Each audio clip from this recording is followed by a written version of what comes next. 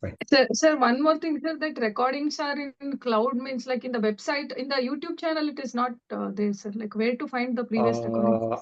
Uh, well, I will find out with the registrar and then let you know accordingly. Okay, Okay. he will message you in the group. Okay, Okay, sir. I think it's still in the cloud. I don't know whether it's in the YouTube platform or not, but in the cloud because I'm not in the committee as such, but I am just taking care of the whole scenario. Okay, but I will Okay. inquire and let you know. Right? Okay, so now so we'll start with yeah, we'll start with corticosteroids. Let Kaushik come. And you are Yes, ready to give you are free to give your suggestions. Huh? It's not that only Kaushik will talk. Let's make it an interactive session. Okay, fine, Kaushik. Be sir. slow so that everyone can grasp what it is. Sure, sir. Please Am I go. audible, sir? Yes, audible. You're audible. Good evening, sir. Good evening, all. So I'll be speaking about corticosteroids in interventional pain management. So corticosteroids are, as we all know, these are synthetic derivatives of the endogenous hormones from the adrenal cortex. And in general, synthetic corticosteroids are lipophilic in nature. So, regarding the mechanism of action, they are seen to mainly reduce the inflammation which is caused by mechanic compression, ischemia, and chemical irritation. They do so by disrupting the phospholipase A2 cascade, arachidonic acid metabolites, and reducing prostaglandins and leukotrienes. So other mechanisms which are postulated and studied are that they have a stabilizing effect on the nerve membranes. Secondly, they are seen to slow down the conduction in the C fibers. Also, they are seen to have some local anesthetic properties. And also, it is postulated that they may have an effect on the central mechanisms of pain by acting on the dorsal horn neurons. In addition, they might have a direct effect on the CNS. So coming to particulate and non-particulate steroids, which we use most commonly in our practice, certain steroids are seen to be insoluble in suspension and are particulate. Various others are non-particulate, which we will be seeing in the subsequent slides.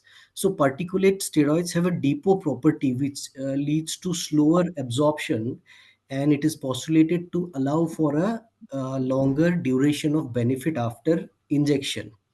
However, non-particulate steroids are better accepted and indicated in some of the interventions, such as transforaminal epidural injections, because of the safety profile associated with it. So, coming to the individual steroids which we commonly use, triamcinolone, the particles of this drug vary in size between zero point 0.5 and 100 microns, and the particles are large scale and which are much larger than a RBC cell. Methylprednisolone, they have particles which have uniform composition but and have cells which are smaller in diameter than the RBCs. But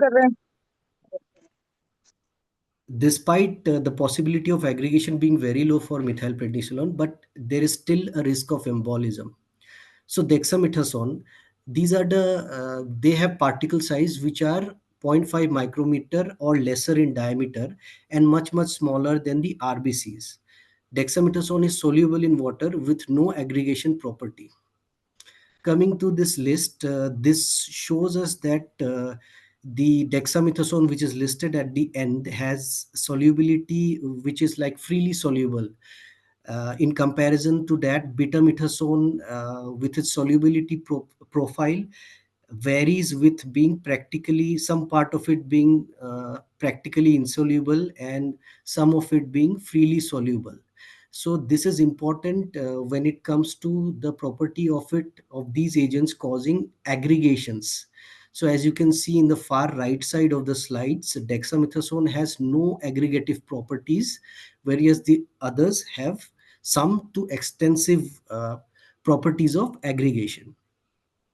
Again, coming to the in serial order, I have tried to discuss regarding the size of the steroids we use. Dexamethasone, of course, it is the smallest with less than zero point 0.5 micrometers. Next is methylprednisolone. Third is betamethasone, where most particles range from 7.5 to 7.8 microns. However, a few uh, come in more than 100 micrometer size.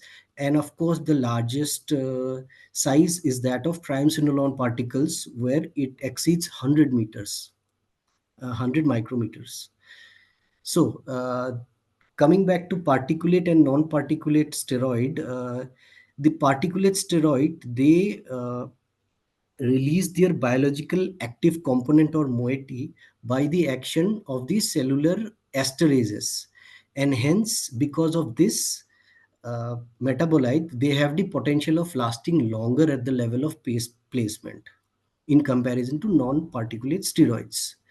Coming to a few words regarding the pharmacokinetics, synthetic steroids have to undergo reduction in liver by cytochrome P450, and it is through this enzymatic transformations they are metabolized, and subsequently they are excreted in the urine.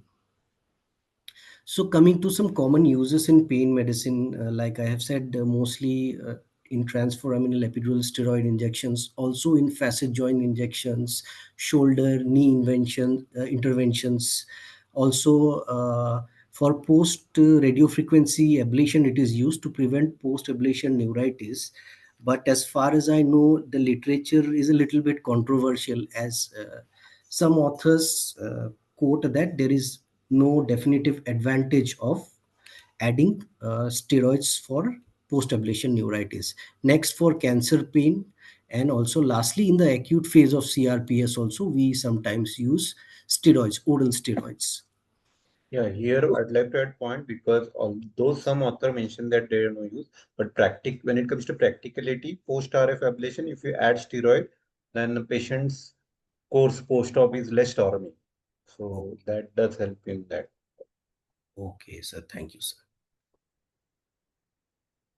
Yeah, you can continue. So coming to the mechanical, the molecular formulations. So the synthetic corticosteroids which you use are derivatives of prednisolone.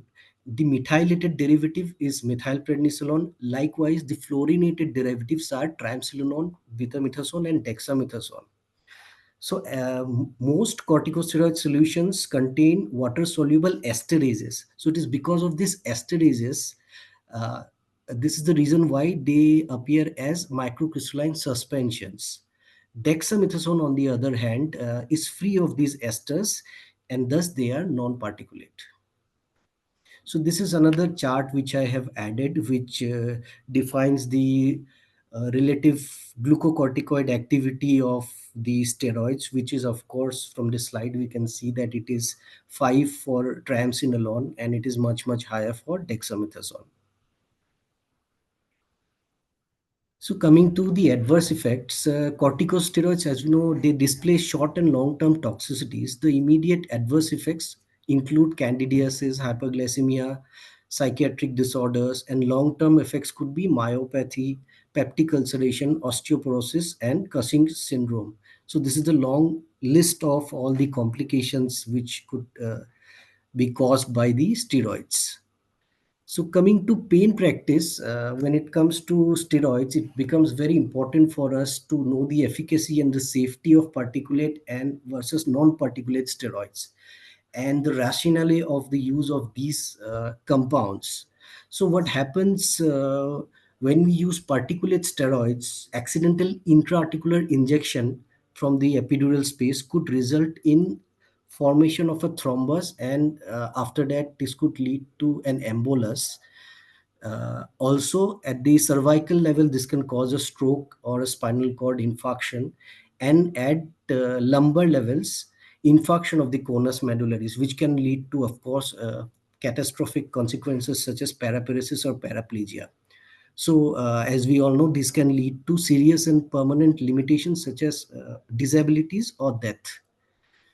So, several studies have hence demonstrated the safety of non-particulate steroids over particulate steroids. This is regarding the ability of non-particulate steroids to avoid forming aggregates, so that there is a less chance of embolus formation, and this goes a long way in avoiding the catastrophic effects of the particulate steroids. And it is recommended that due to a wide range of adverse effects, the lowest effective dose of steroids any steroid which we use should be used at the lowest effective dose. Thank you, sir. Good. These are some of my Yes. references, sir. Great, great, good. Now, when it comes to your the arterial injection, it's mainly because of the artery of Langerhans. That is the anterior spinal artery, most commonly in the thoracic region, and especially in the upper thoracic area and the cervical area. And now, the thing is, if you touch the artery, even by touching the artery, it can go into spasm. So, spasm of artery is one thing, and injection of particulate into it is a different thing. So, there are two things to it. Okay, so that you please understand. It's not only the particulate matter, but even if you by mistake accidentally hit that artery, it might go into spasm suddenly. So Yes. that is one thing you to understand. Okay. And next, who has prepared the PPT? Anyone else who has prepared the PPT?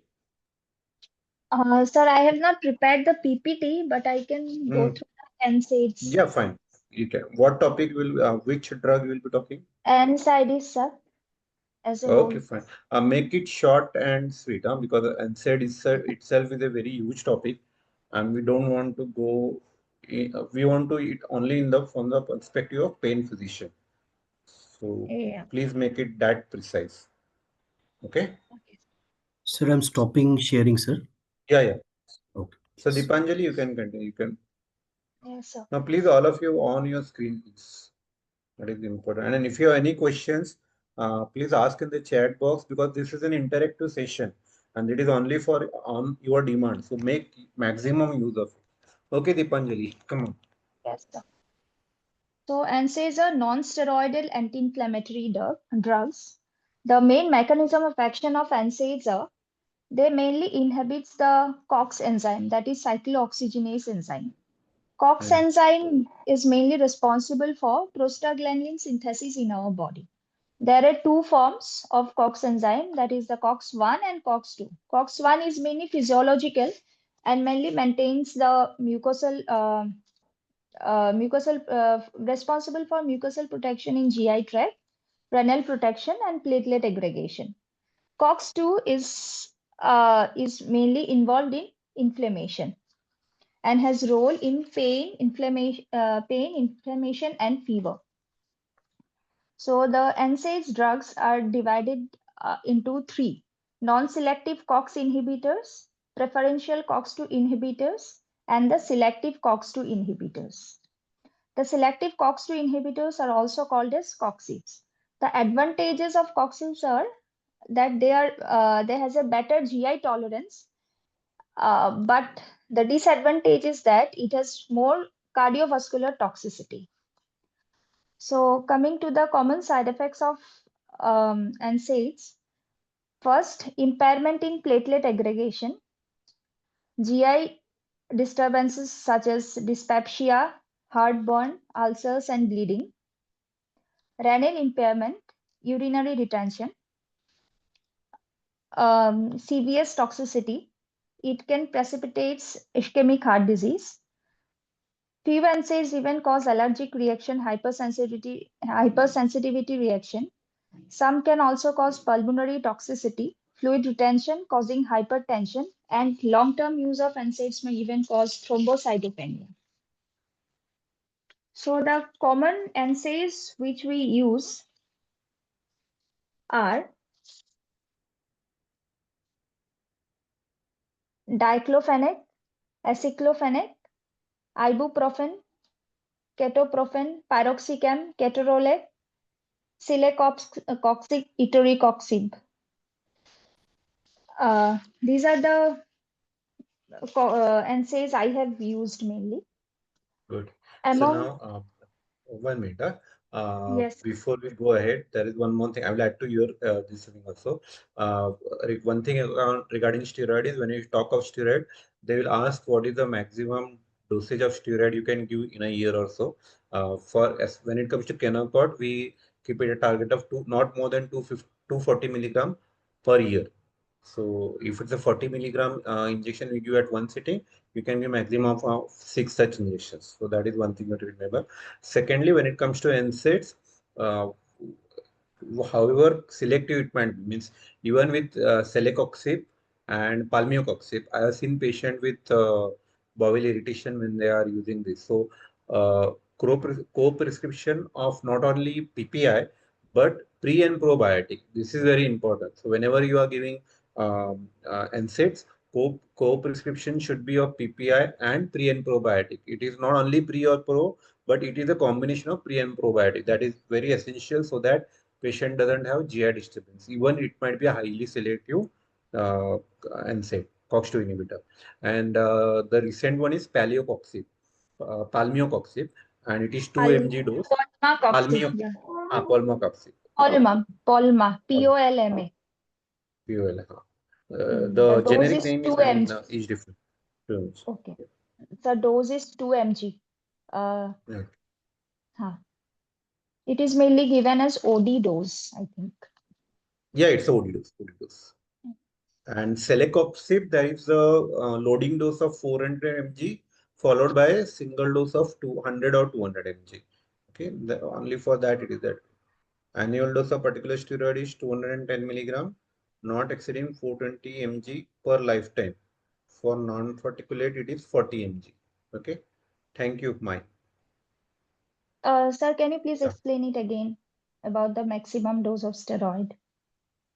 Maximum dose of steroid is Mai has 240 for updated at Canacort. Canacort. So, Yeah. and in a lifetime, not more than 420. That's what she has Oh, mentioned in the particulate one. And for non-particulate, it is 40 mg. But that 40 mg is for Mahi, the 40 mg is for a year or a lifetime. What is? She's not there. Okay, fine.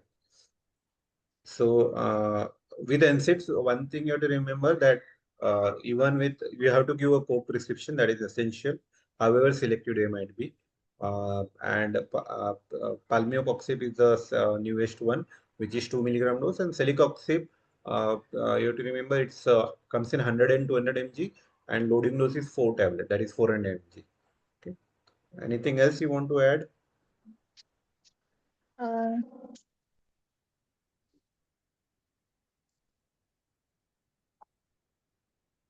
Fine. Who else has prepared about neuropathic?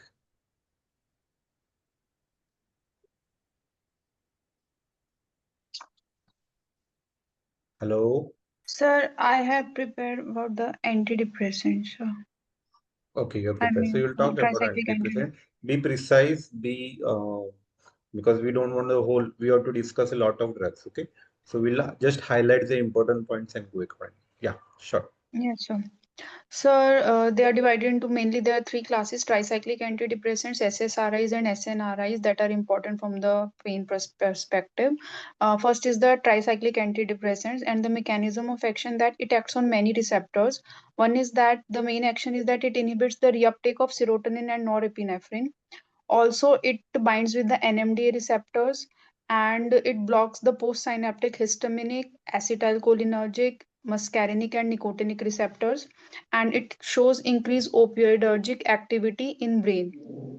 So because of its effects on the neurotransmitters, it is recommended that prior starting before these drugs, an EKG of the patient is important in order to know if the patient is suffering from any arrhythmias or any rhythm disturbances, conduction abnormalities. So there are general considerations that we need to take into consideration before starting the tricyclic antidepressants, which are that we should be avoiding the drugs which increases the QT interval.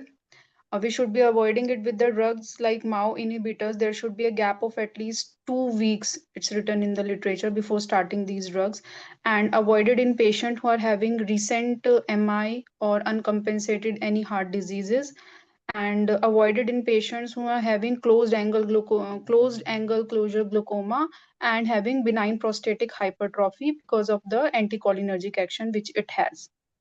And it has a black box warning that it should be avoided in age group less than 21 years of age, as it increases the suicidal tendencies.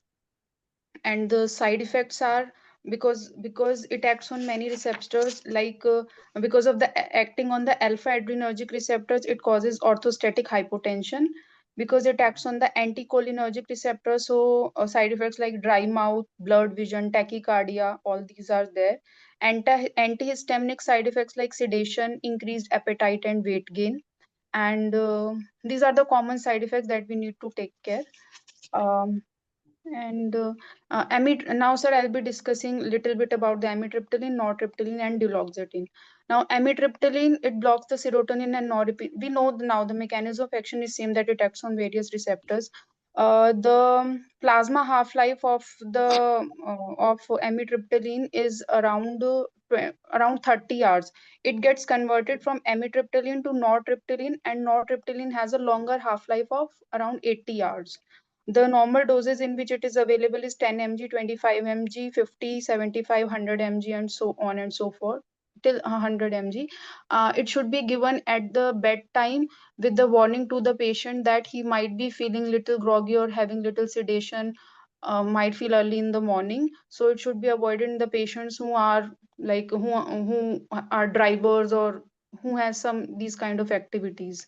um, they should we should be taken care of. And the maximum doses given in the books is that it can be given up to 300 mg according to the western literature, but most of the time it shows its effect by 25 to 50 mg. That is enough for the patient, and it does take some time in showing its effects. Then we should be telling it to the patient that you won't be feeling any immediate relief in pain like the neuropathic pain. It does take around 1 month to show its action. The immediate effects does come only in the cases of um, in cases of insomnia and anxiety, sir. Sir, See, in then, this duloxetine, you are not mentioned sir, one duloxetine, sir, I'll be amitriptyline. Okay. mentioning, sir. And Duloxetine, amitriptyline should not be used with caution in elderly patient because they might yes, sir. likely to have urinary retention problem or palpitation. So that you have to be very important. Yeah. And when it comes to neuropathic drug, I will explain you the total dosage maximum you can give and the conditions in which we can give it. Okay, you carry on. Sir, also it has hallmark of cardiotoxicity as one of the adverse effect, because it blocks the fast sodium channel and causes the arrhythmia. Then that we need to be taken be careful. Okay. Sir, duloxetine, it is serotonin and norepinephrine reuptake inhibitor. Additionally, it acts on the dopamine receptors. Also, it increases the dopamine level in the brain, and it acts on the descending pathway. It is one of the central action that is there. FDA approved uses of the duloxetine at major in the depressive disorders, in painful diabetic peripheral neuropathy, chronic MSK, and fibromyalgia. It is one of the three approved drug, duloxetine, for the case of the fibromyalgia. And the starting dose is 20 mg or 30 mg, and the maximum is 60 mg BD. And sometimes patients do suffer from severe gastrointestinal nausea, these kind of side effects, which are very the like duloxetine is notorious for that. If the patient is suffering from that, then we can even after adding if the PPIs and other things, if it is there, then it is better to shift the patient to other drug. I think this is the common thing, sir. Yeah, one more important in duloxetine when it is to be given. It is to be given like one of the indications, sir. No, not time of dosage, morning or Time, evening. sir, ideally we should be starting it in the evening, but No, no, duloxetine has with less sedative duloxetine. action than the other No, ones. duloxetine causes insomnia, so it should be given in the morning. I think that is one Okay, thing. sir. Okay, sir. Yes. Next, who has prepared? Dr. SI. She didn't read. Sir, Santoshi Lakshmi, sir. Yes, L, sir. Actually, it's L. Okay. Yes, yes. Sir, actually, GABA. I've done it very briefly, sir, according to the Viva. Like, if they give any drug, so like type of You have the to tell class, briefly only. You don't have to tell lecture. You tell me like brief. class of the drug, mechanism of action, pharmacokinetics, little bit pharmacodynamics, and then See, dose. you tell me what dosage you are using in your practice Okay. and which one you are using. You just tell me that. So, sir, anticonvulsants like GABA pentinoids. In that, there are two drugs, the gabapentin and pregabalin. These are anticonvulsant drugs which are structurally related to GABA, but they don't act on GABA receptors. Their main mechanism of action is they bind to the alpha 2 delta subunit of the voltage dependent calcium channels at the dorsal horn of the spinal cord and primary afferent neurons. And thereby they decrease the release of the norepinephrine and glutamate and substance P, which increase the nerve conduction. So they inhibit the release of these excitatory substances. So thereby reducing the excitability of the nerve cells. So they have anti-epileptic, sedative, and analgesic effects, and they are GABA analogs, but they do not act at GABA receptors. So pharmacokinetics of these, the gabapentin is absorbed non-linearly in the upper GI. The bioavailability is not dose proportion. It is eliminated via kidney through first order kinetics. The half-life is 5 to 7 hours. So it is given in TID or QID doses. The starting dose is 100 to 300 milligram per day. And it can be given maximum up to 1800 to 3600 milligram per day in divided doses. And it takes its effect it takes 8 weeks for its effect to start. 6 to 8 weeks. Takes longer duration, sir. So this much I've read about gabapentin, sir. There are gabapentin IR, that is immediate release preparations, which are given in 3 divided doses per day, and gabapentin ER, that is extended release, that is a OD dose. And one more thing is gabapentin enacarbil. It is a prodrug of gabapentin, sir. It is given as BD dose, and this is a prodrug. It gets converted into, again, ultimately gabapentin, sir. So then this is gabapentin, sir. Then coming to pregabalin, the pregabalin is it is rapidly absorbed orally. It has a linear pharmacokinetics. That means increase in the dose increases its concentration in the CNS. That is the linear pharmacokinetics, and it has high bioavailability and high potency, faster onset of action.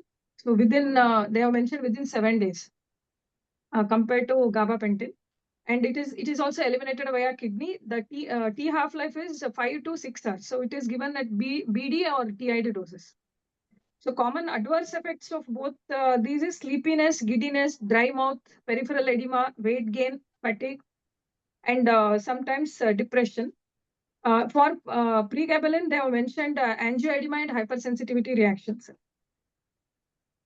So it is pregabalin started at 75 to 150 milligram per day at bedtime. It should be started at bedtime and increased every third day by 75 milligram. Maximum is 600 milligram per day, maximum dose. So this is about. Now, yeah, I got it. Now, when you start the patient with gabapentin, what is the dose you start with, and how do you decide which dose is to be given? Suppose the patient comes with radicular pain. 100 milligram, we start with a very low dose, 100 milligram. Okay. And how long you wait for the dose to be effective? 6 weeks to 8 weeks.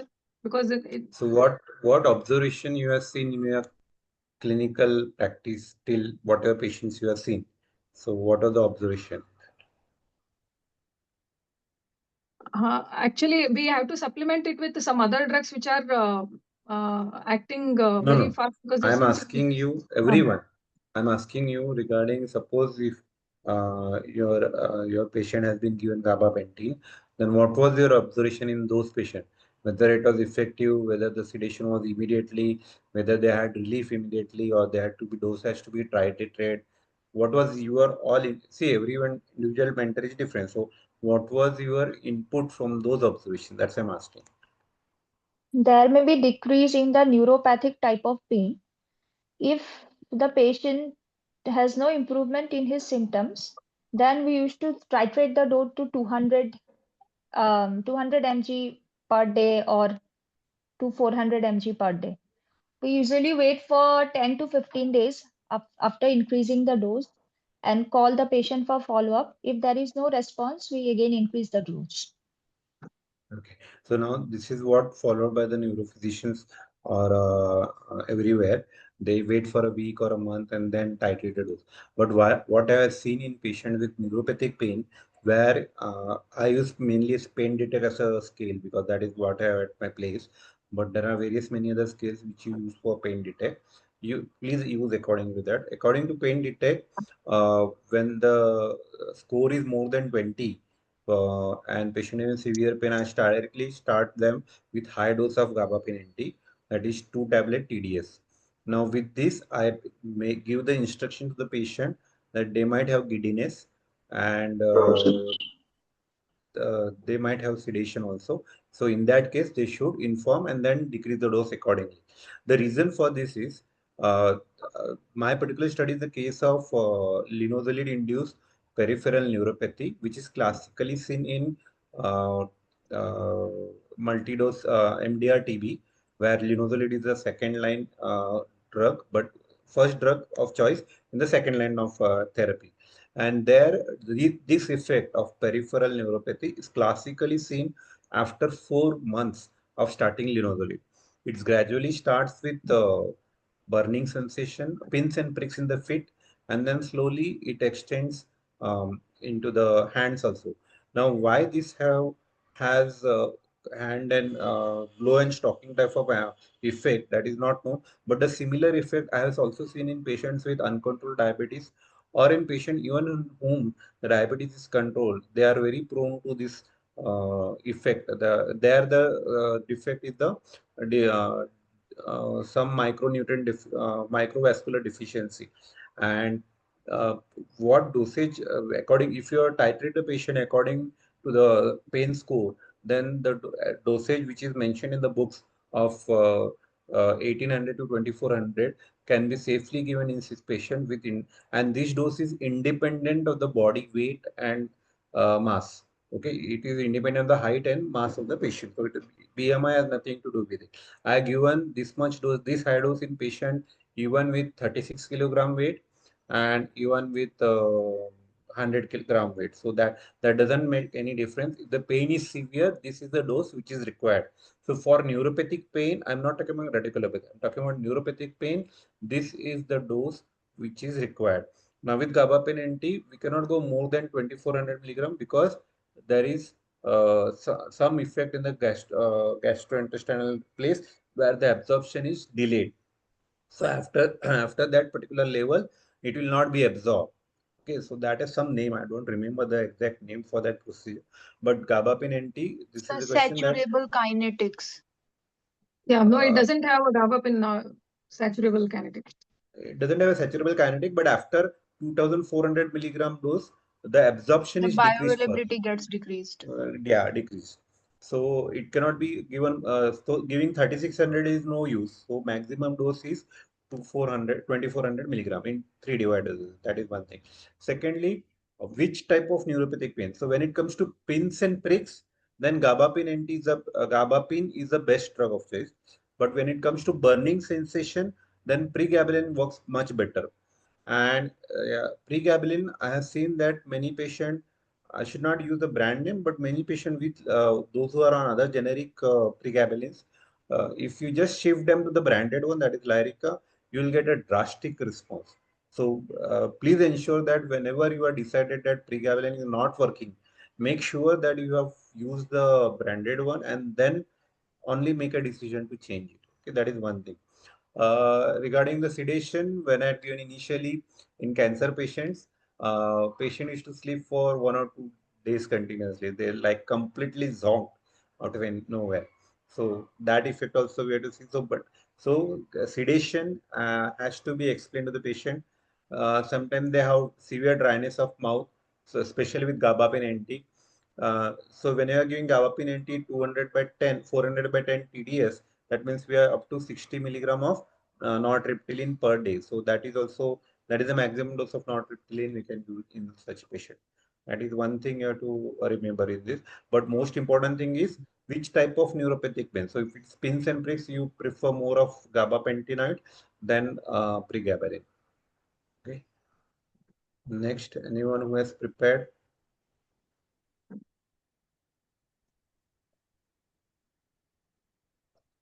Come on, it's an interactive session. You have to give me more input.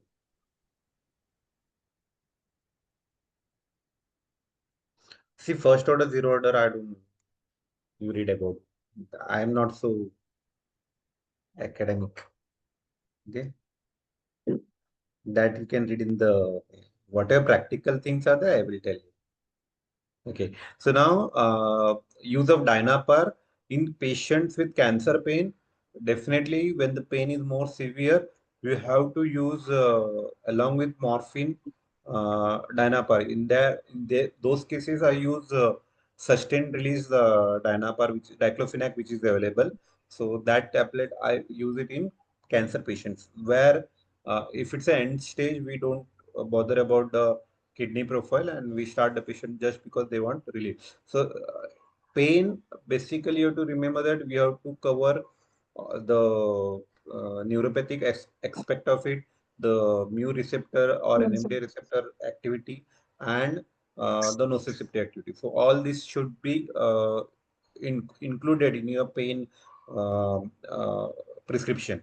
So that is one thing you have to remember. So in cancer patient, make sure that they have to some neuropathic drug, because and if they are not able to tolerate, it's fine, then you can reduce it. But if it's severe, that is one thing. Secondly, when it comes to there is a few class of drugs I like to talk, that is for osteoporosis, that is called as teriparatide. One thing it's a human sympathetic parathyroid hormone, which is half amino acid chain. I think normal human is 144 and it is 72. What is available clinically, synthetic one. Now this is a pro osteogenic in nature, so it will help in bone formation and thereby help in healing. So the maximum dose, they say that it is not given to be more than 2 years. But nowadays they come that it can be given for 2 years. But for exam purpose, you remember that not more than 2 years. Teriparatides, okay, and it is to be given daily subcutaneously. In that, it comes with a pre-filled syringes, so the dose is automated. And the other analog which is coming for the anti-osteoporotic treatment is denosumab. Denosumab is an uh, antibody to the antibody, which is which will be which helps in, it has both the function. It helps in prevention and resorption. It helps in resorption of the bone and also in osteogenesis. It acts both ways, and it is to be given once in 6 months for osteoporotic patients. For cancer patients, the dose is different. And biphosphonates are the other group of drug, which is you can call as a poor man's agent. Uh, there are alendronate tablets like alendronate and risonronate. So alendronate comes in I think in 75 and 150. So I'm not sure about ODC, but then it has to be given as a tablet. But with biphosphonates, when you are giving orally, the prescription is that instruction is that the patient should be empty. It has to be taken empty stomach, and after taking the tablet, they are not supposed to lie down for at least half an hour to 45 minutes, because this drug will cause severe gastritis. Okay, so basically gastroesophageal reflux. So that's why that instruction has to be given, and along with the supplementation of calcium has to be given, because whenever you are giving zoledronic acid, which is 4 mg, and it comes in 5 mg also. So it has to be given in slow infusion over a period of 1 hour. You have to watch for anaphylactic reactions, which doesn't come if you give it very slowly. And most thing is the action. Now, what will it do? It will prevent the calcium resorption from the bone. So now bone will not come from the calcium will not move from the bone. So now what is happening? Our To maintain the normal calcium homeostasis, the calcium levels in the blood are maintained at that level by taking the calcium from the bone when it is necessary. So whenever you are giving patient biphosphonates, this mechanism is lost. You are blocking this mechanism. So what will happen when the patient, whenever you are giving zoledronic acid to the patient, they will have flu-like symptoms for initial 2 to 3 days, and they will be in severe pain, which will be of increased intensity. So how to prevent this? So one thing is once you give zoledronic acid, make sure that you give injection calcium gluconate in 100 ml of NS. That will take care of the symptoms. That is much better way. Uh, because prophylactic, when you give pyrogesic 1000, patient doesn't, they improve, but then the pain is very severe. So best thing is to give calcium supplement. I double the dose of calcium. If it is oral tablet, if they're taking 500 mg, I double that to 1000 mg for initial 3 days. So that will take care of this mechanism, and slowly the body will recover from it later. So that is important thing when whenever you are giving biphosphonate or zoledronic acid. For that matter, even with denosumab, you make sure that you are having adequate concentration of vitamin D and calcium in the patient. These are the important things. Other important drug when it comes to bone pain is salmonella. It is derived from the salmonella fish, and that is called as calcitonin nasal spray. And it is not to be given for more than 2 months because of the allergic reaction it might develop. And it is to be given in alternate day in both the nostrils. Okay, so that is one thing. That is calcitonin nasal spray. So this is regarding the bone part. And remember, you will come to this kind of patient, even in cancer patients, where the metastasis is compressing, involving the bone, okay, with vertebral fractures. So here, if there is a bony lesion, then you have to give something which will take care of the bone pain. So we have to give them on zoledronic acid. Zoledronic acid, the other role is it will prevent skeletal mets in case of CA breast. So we have a study for that also. Okay, and this is regarding the anti-osteoporotic medications. So anything now? Anyone else has prepared? Come on, tell me. I will not only talk. Sir, So what are the? teriparatide, sir, Yes. Hmm. teriparatide, we can give for a maximum of 2 years, right? Yes. Yes. But And in patient with history of cancer, there is a precaution that you have to be very careful. That's all. okay.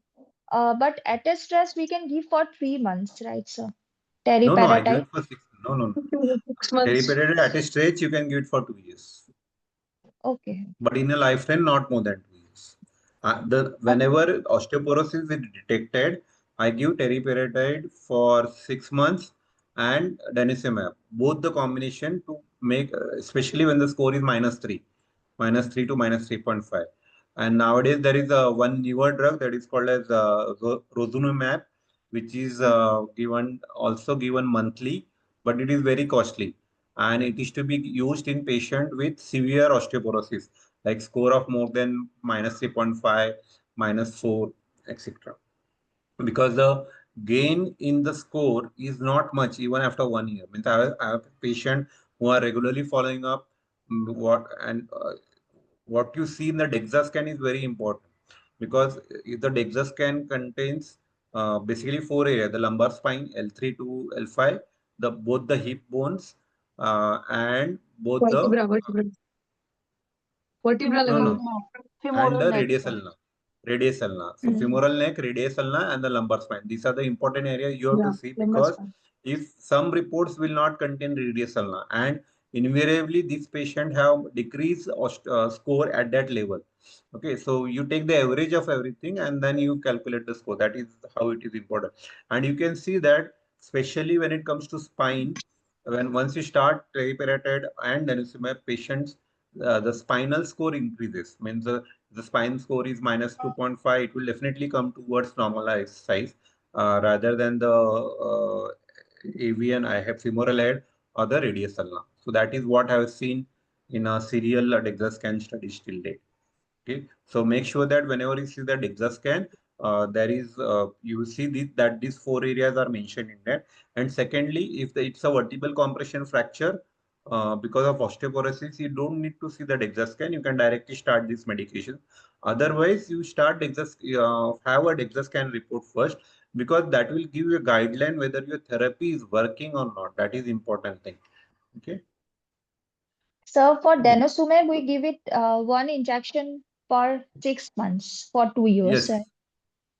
No, no. For denosumab, there is no limit. You can continue it longer, Okay. but it is to be given once in 6 months. Okay. Thank you, sir. The only limitation is for teriparatide. Okay.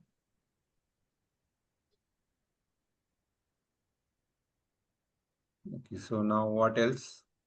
We come to NSAIDs. We have transdermal patches. Okay, now before going for transdermal patches, what are the co-prescription? Other co-prescription already told with NSAID that it is pre and probiotic and PPIs. Mm. Next in pain, the co-prescription. Okay, we'll go with the flow only. So now transdermal patches will go first.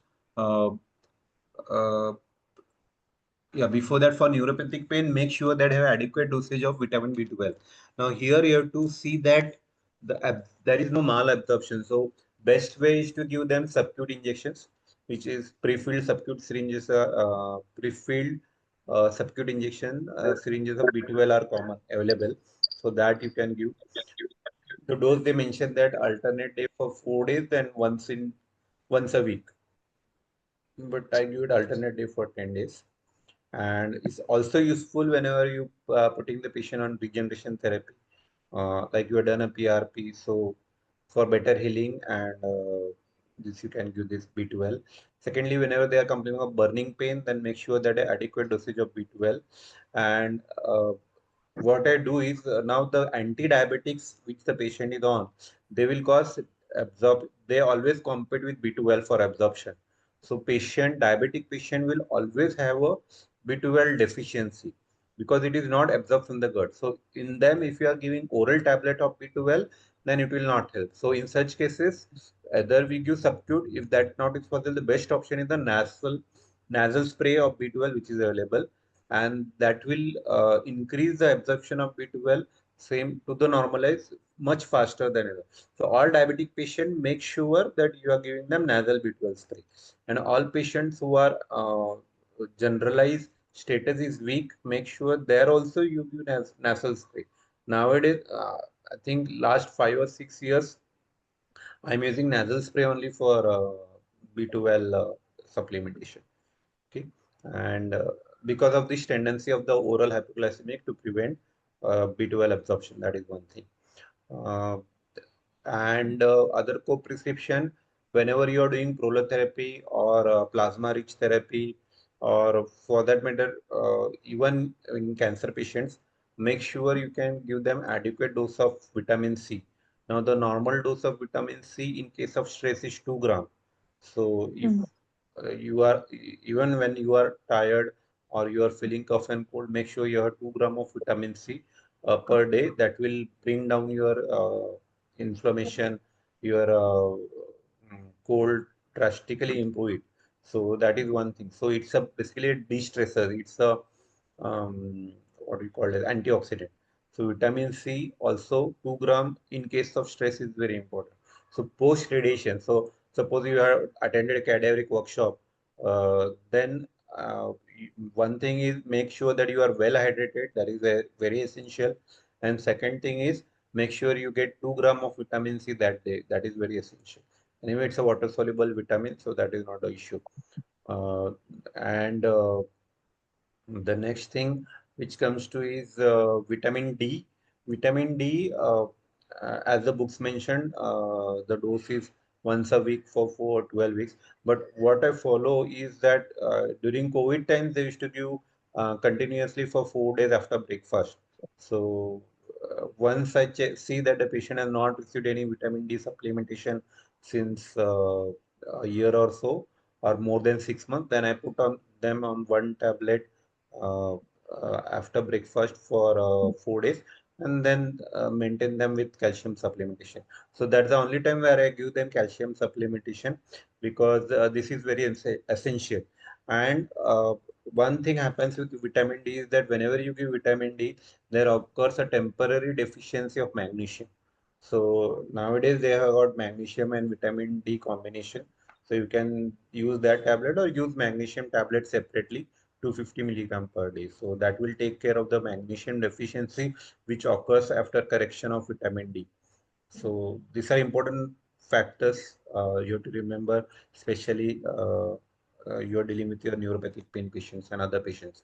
Now, how long you will give a neuropathic pain medications.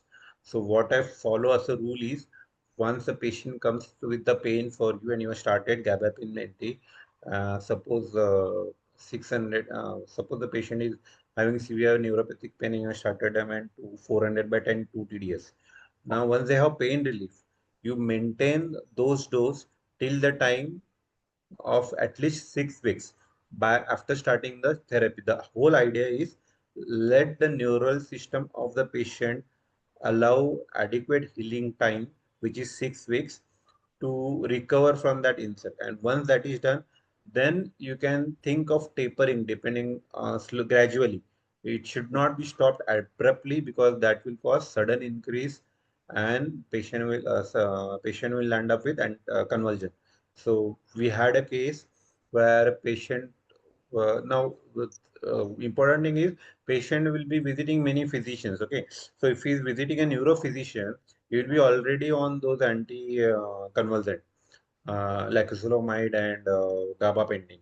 Plus, you are giving them carbamazepine, and then the patient comes to you also, and you are not aware that this drug has, after doing trigeminal RF, that this patient has not taken this drug, then what will happen? Patient will land up with convulsion. So it happened that post trigeminal RFTC, patient went home, discharged. The same day evening, she came back again. The next day evening, she came back with convulsion.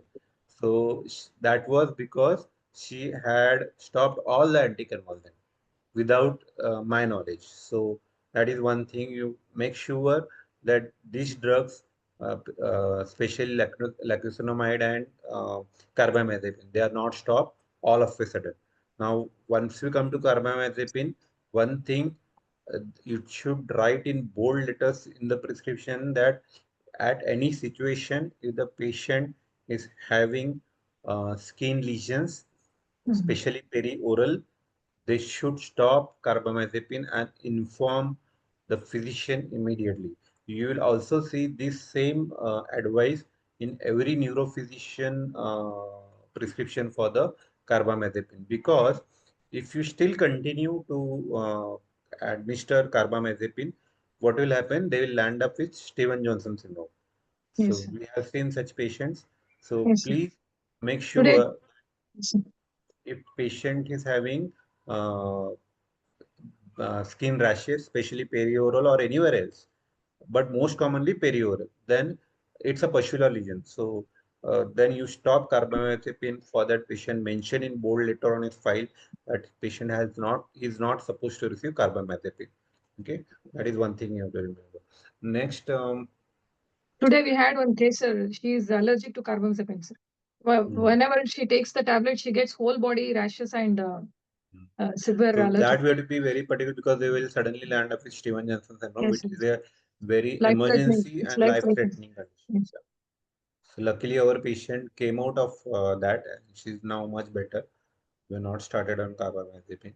So this is one. These are the few things you should always remember. Uh, the other thing is use of laxatives.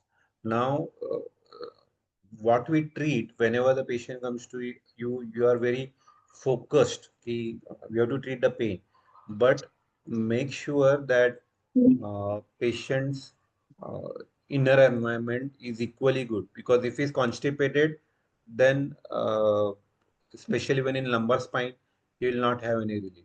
Okay, so there is something called as this is followed in Siddha medications, where they make sure first thing they will purge you.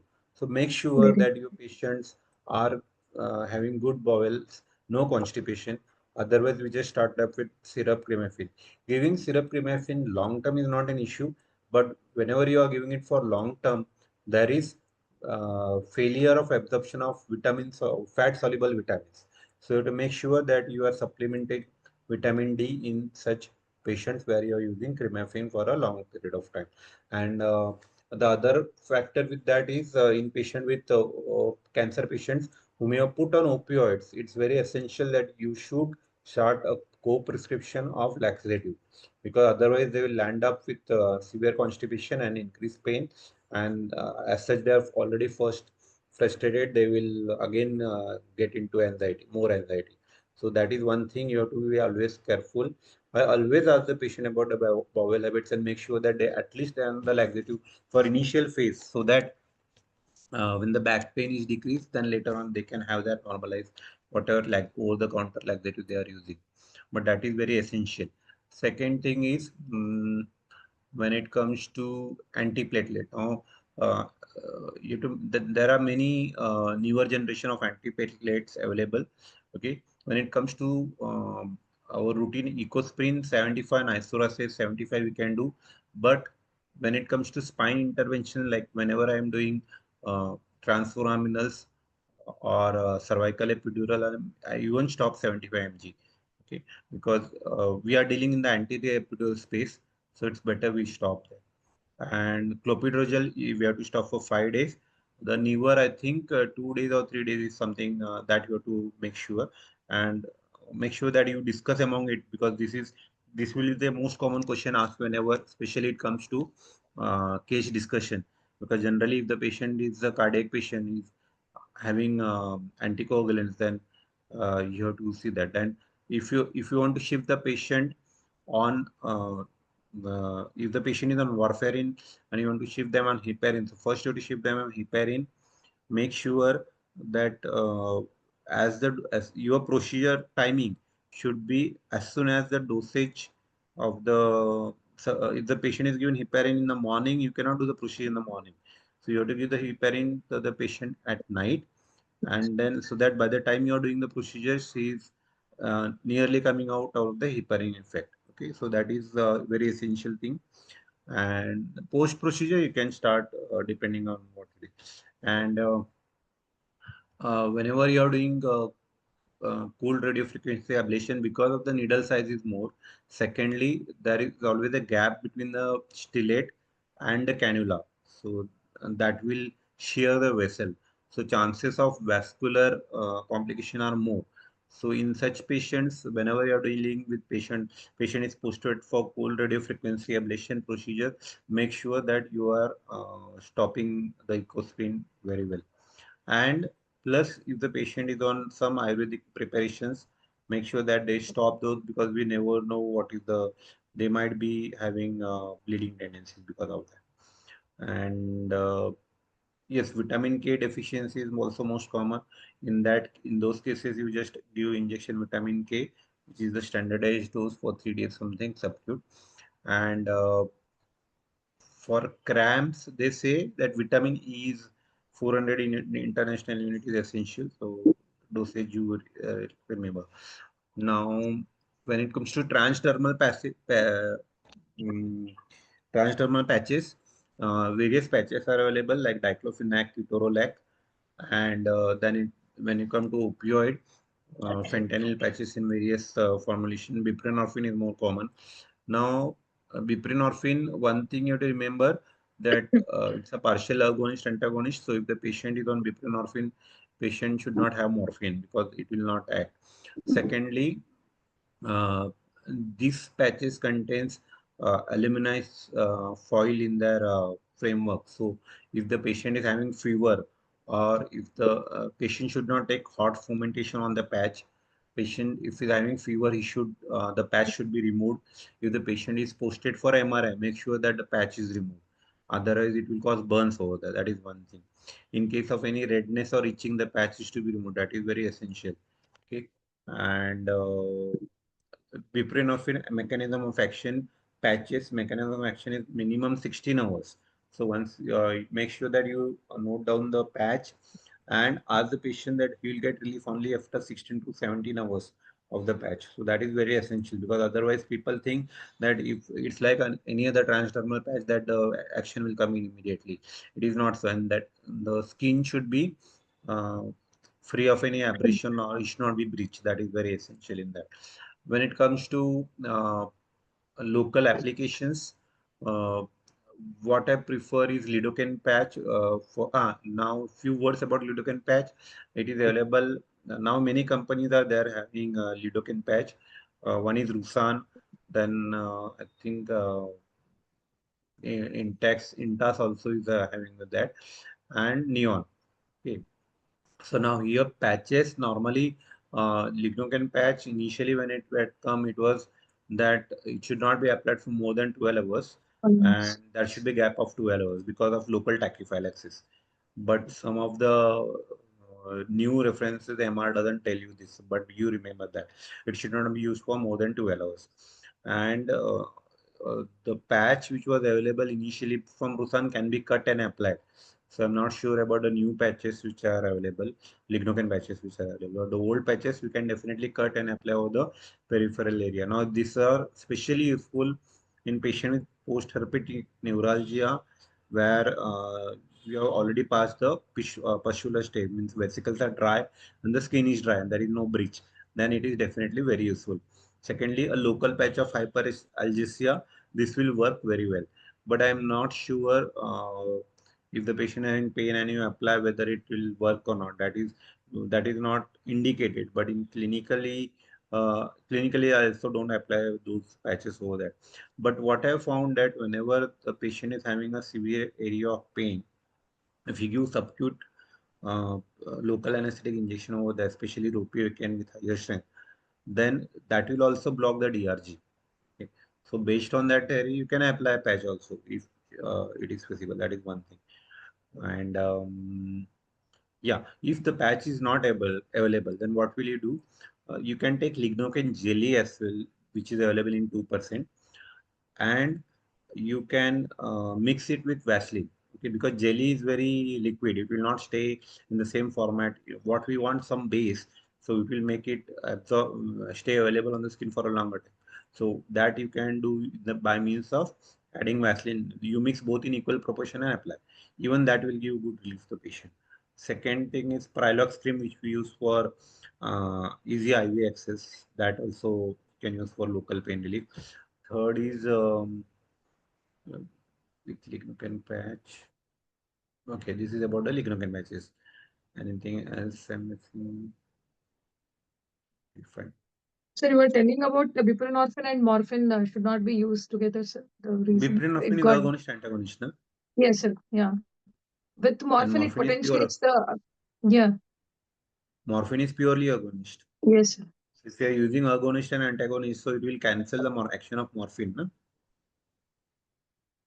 No, sir. That Nice. agonistic part and morphine agonistic part will they have any additive effect also, sir? Because buprenorphine also like any specific point is there, sir, to be It will answered.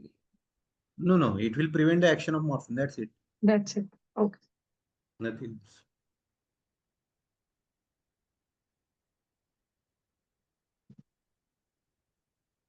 So for the lignocaine patch, where should we Hmm. apply it over the painful area? Yes, of course. Okay. You have to. It has to be applied only on the painful area. You cannot apply it elsewhere and expect that the patient will have relief. Mm. So a small patch of hyperesthesia, definitely you can apply it over.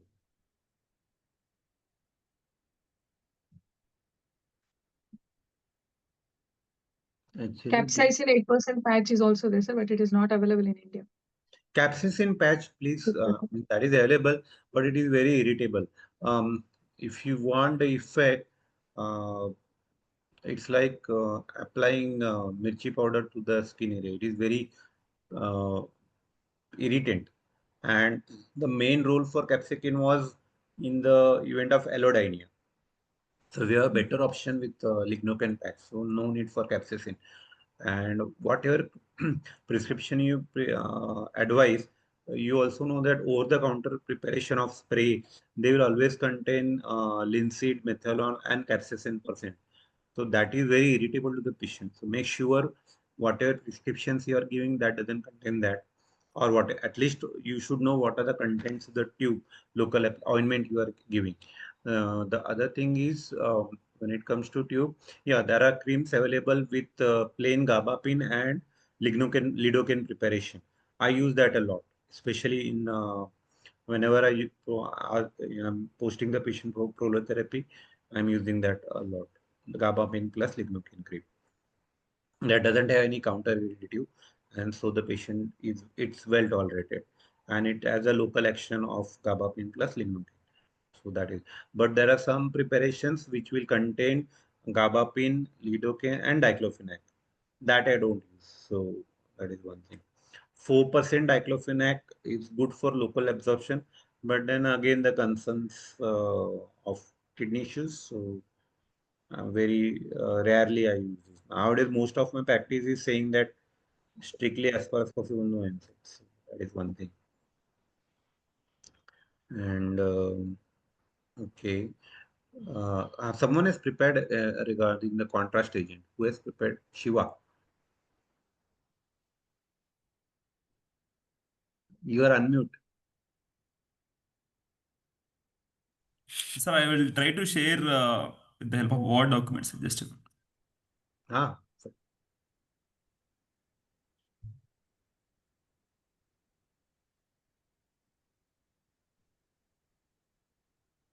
Sir, is it audible? Is it visible, sir? yeah. Uh, Sir, Omnipac, which is the most commonly used contrast agent in the our pain practice, it was a non-ionic, low osmolar content. It was, and named as iohexol, and the critical role in interventional pain procedures. And why we are using Omnipac is in our practice was it was non-ionic. That is one reason, and then low osmolar content. So, because of non-ionic contrast medium, it is having superior tolerability, and the patient acceptance will be more less chances of allergic reactions, or else a better visibility, and a low osmolarity when compared to previous old generation ones. And so that we can able to visualize the structures what we are planning to see. And the clinical application in chronic pain was most commonly transformed steroid injection, and myelography and arthrography, sir, just especially in knee patients. And there are various concentrations are available, and more, the Omnic 180, 240, and 300, and 350 is also available. And most commonly, we used to use the 300, sir. And so because commonly used for interventional procedures as well as arthrography. And the higher the content, it is causing more problem to the patient also. And so Omnipac 300, when compared to smaller one, larger one, it will balance both visualization quality as well as osmolality also. And common side effects like contrast related, even whether it is IV or else administration, like headache is the most common one. And apart from that one, my backache, neck ache, and stiffness, and nausea, vomiting sensation because of vasodilatory changes.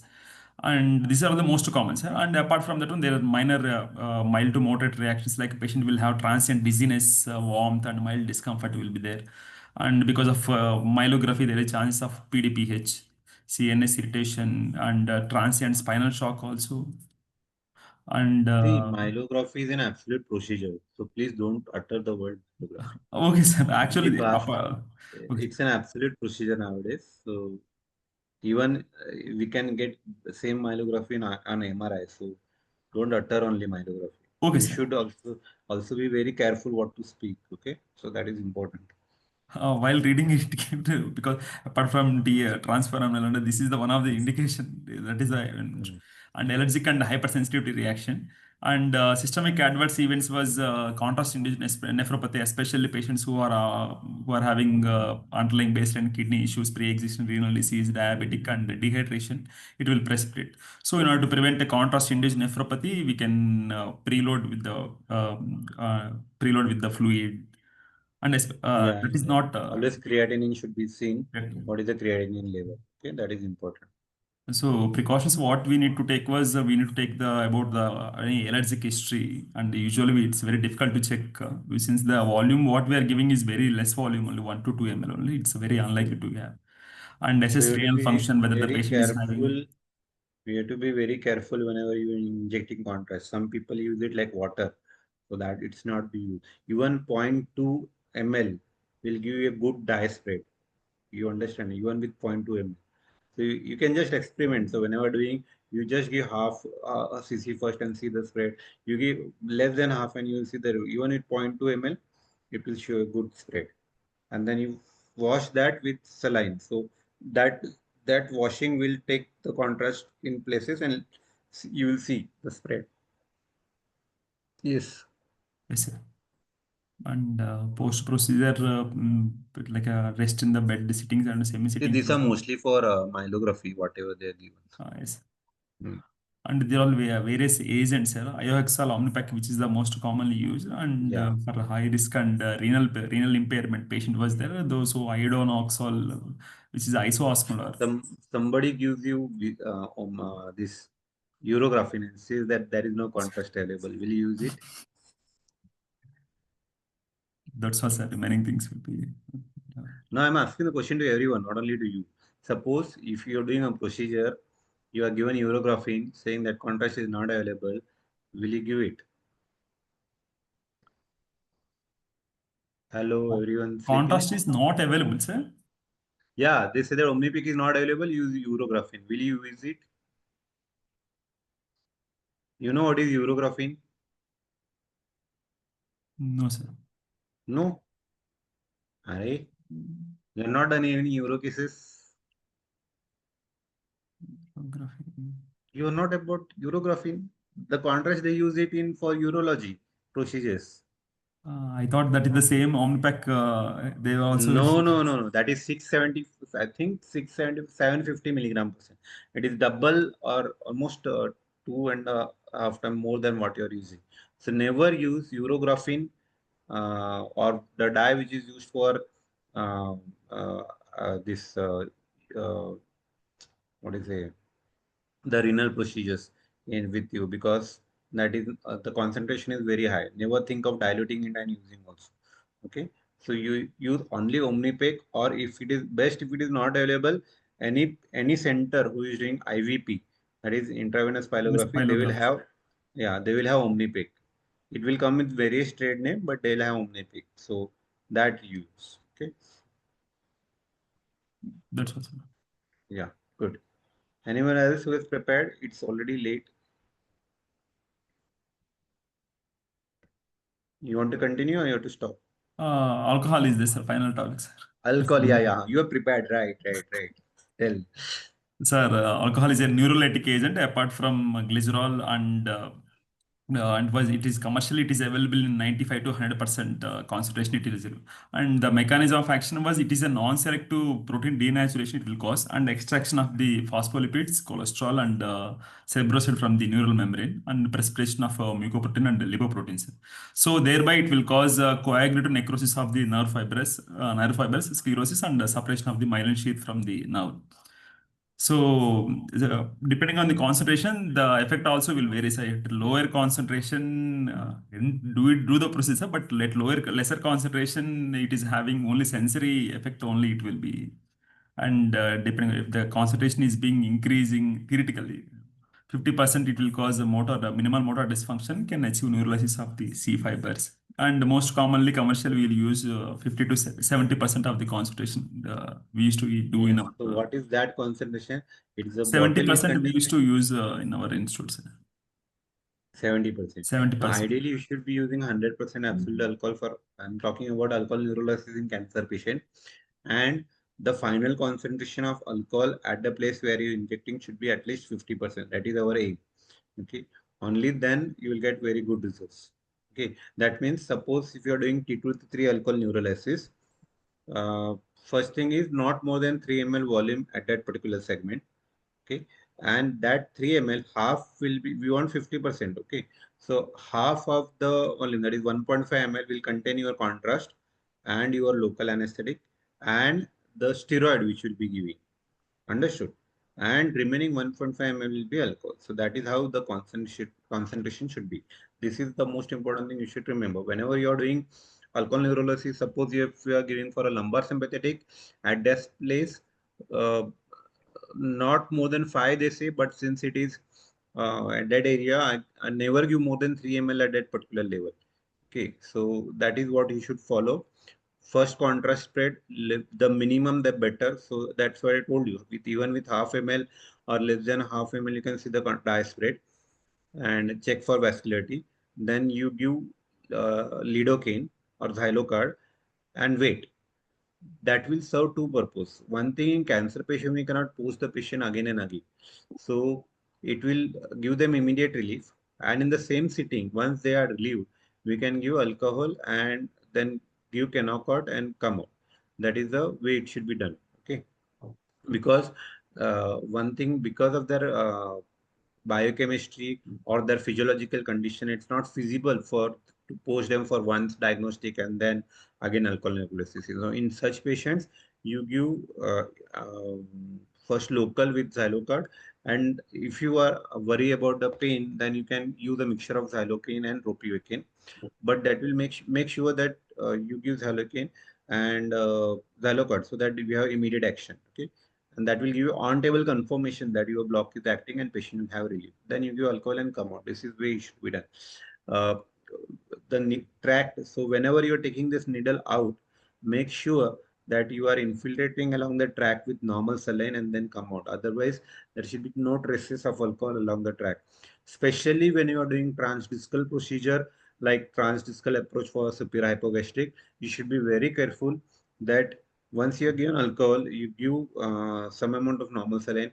Then at the before entering the disc, you make sure that you flush that with normal saline and then come out. So that is very essential, because even small traces of alcohol will cause severe chemical discitis, and the only treatment for that is surgery, because patient is in severe pain because of chemical discitis. Okay, so that is one thing you have to be remember about alcohol. As it when it comes to phenol, there will be always be questions regarding uh, phenol with glycerin is most commonly used. Alcohol is hypobaric, phenol is hyperbaric. Okay, the other use for that this particular thing is in cases of whenever you want to give intrathecal neurolysis, even that is feasible. Intrathecal neurolysis has to be given over a period of uh, with the help of catheter. Okay, and if you want to give a saddle type, then you have to make sure that you are using phenol with glycerin. One Glycerol. thing is yeah, and whenever the patient comes with cancer, then you have to do intrathecal neurolysis. Then you have to give slowly over a period, because there is lot of wash off with the CSF. So the catheter has to be kept in situ every time. The next day you have to again take the patient to the OT, give a contrast, see the spread, then again give alcohol, and then wait for some time and then come out.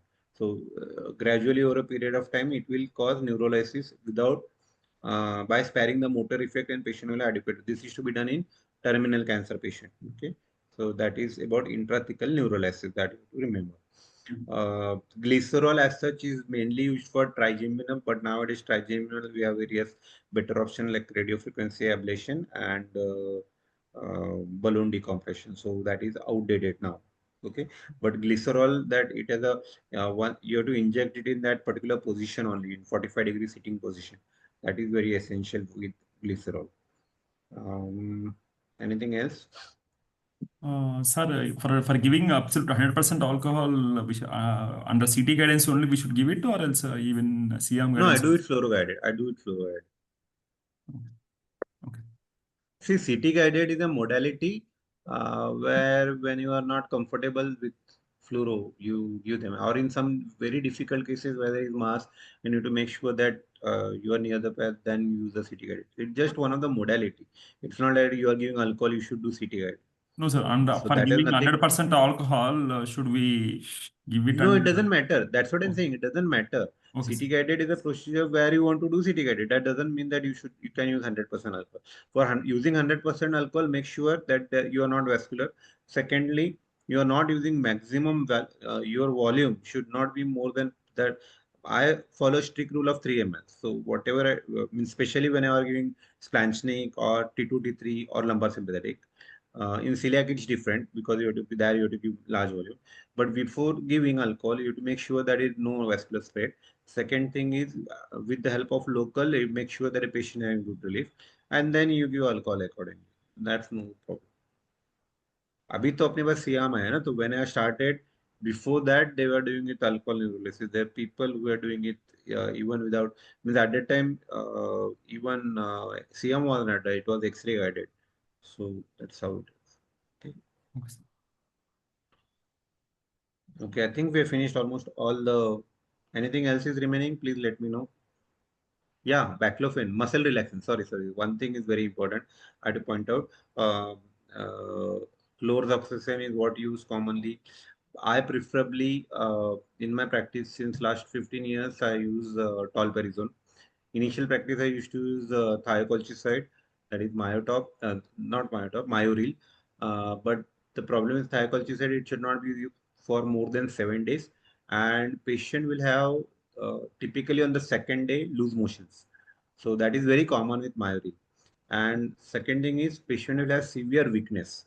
So one of my patient, he had taken myral tablet. He was going to job. Uh, Halfway he returned home because he was feeling severely weak. So that is, it will at times it will cause severe muscular weakness. So that is the instruction you should give to the patient. And tolperidone has a metallic, slightly metallic taste, but then it is well suitable, and it is available in 150 mg and 450 mg SR release tablet. And baclofen is a centrally acting one, which is we start with low dose, that is 10 mg, and then gradually increase the dose. Even the low dose is sufficient, so you have to go slow with baclofen. Mainly used for spastic patients, but in routine practice you can use baclofen with limited indications. The other muscle relaxant clores obsession, and that I don't use it much upon. Whenever the patient comes to me, I use mostly tolperizole. And what else is required? Intrathecal drug delivery. No, that's all. I think we are completed a fair bit. Any other queries?